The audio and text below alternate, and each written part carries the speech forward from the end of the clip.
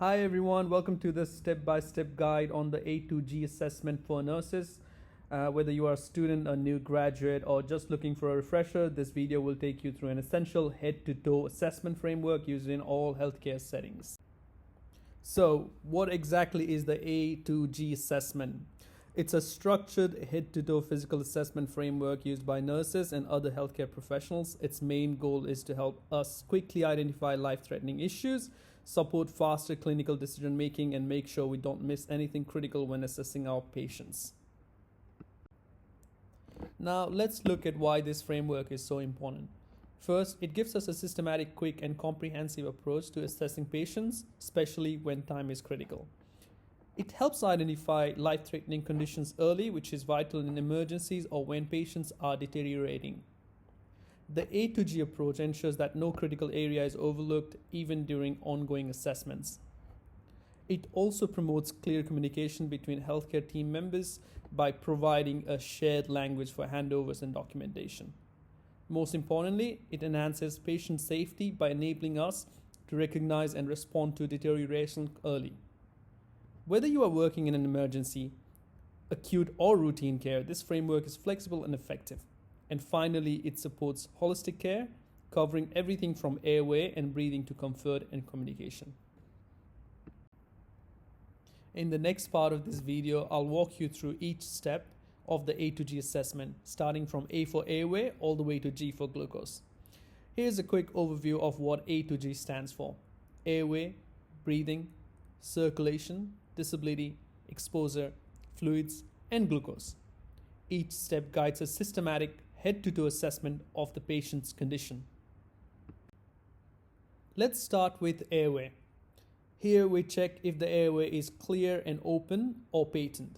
Look for signs of obstruction such as choking, gurgling, or noisy breathing like stridor. Also check if the patient can speak clearly, which usually means their airway is functional. Next up, breathing. Begin by counting the respiratory rate a normal adult breathes between 12 to 20 times per minute. Watch out for fast breathing called tachypnea or slow breathing, known as bradypnea. Assess the work of breathing. Is the patient using accessory muscles like the neck or shoulders? Are there signs like nasal flaring or tracheal tug? Is breathing labored or effortless? Observe the chest movement. It should be symmetrical. Then check oxygen saturation with a pulse oximeter. Normal levels are usually 95 to 100%, though lower levels may be normal for patients with chronic lung conditions like COPD. Now for circulation. Check the heart rate and rhythm by feeling the pulse. This could be at the wrist, arm, or neck. Is the pulse regular or irregular? Is it too fast, called tachycardia, or too slow, called bradycardia?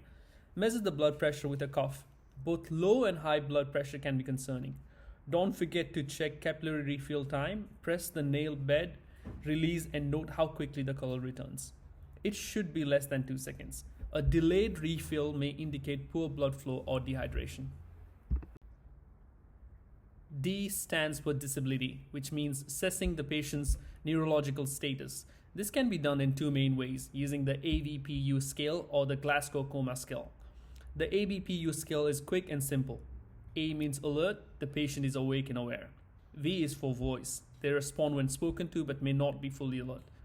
P means they respond only to painful stimuli. U means unresponsive, no reaction to voice or pain. Alternatively, the Glasgow Coma Scale or GCS provides a more detailed neurological assessment scored out of 15.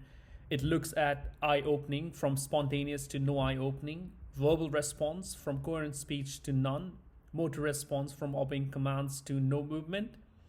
Lower score means decreased consciousness and require urgent action. Our next step under disability is to assess mobility. To assess mobility, you ask yourself these questions. Can the patient move independently? Are there signs of weakness, dizziness, or balance issues? Do they need a walking aid? Next up is false risk. How do you check for false risk? Ask about recent falls, confusion, or medication that might increase the risk. Use your facility's false risk tool if available. The final step to assess disability is pain assessment using the PQRST method. P What provokes or relieves the pain? Q. What's the quality or sensation? Sharp, burning, or throbbing? R. Where is the pain? Does it radiate anywhere? S. How severe is it on a scale from 0 to 10? And T. When did it start? Is it constant or intermittent? Moving on to exposure, our fifth step in A to G assessment. Perform a full body inspection looking for rashes, wounds, bruises, bleeding, or pressure injuries. Check body temperature and skin warmth for signs of fever or hypothermia. Consider environmental factors, room temperature, lighting, noise, and patient safety. Pay special attention to pressure points like the sacrum, heels, and elbows. Reposition the patient if needed. Also check clothing and medical devices like IV lines or splints for pressure or irritation. Next up is fluids. Assess fluid balance by checking intake, oral fluids, IV fluids, or enteral feeds. Noting the type, amount, and timing. Look at fluid output including urine, vomit, diarrhea, or drainage from wounds or stomas.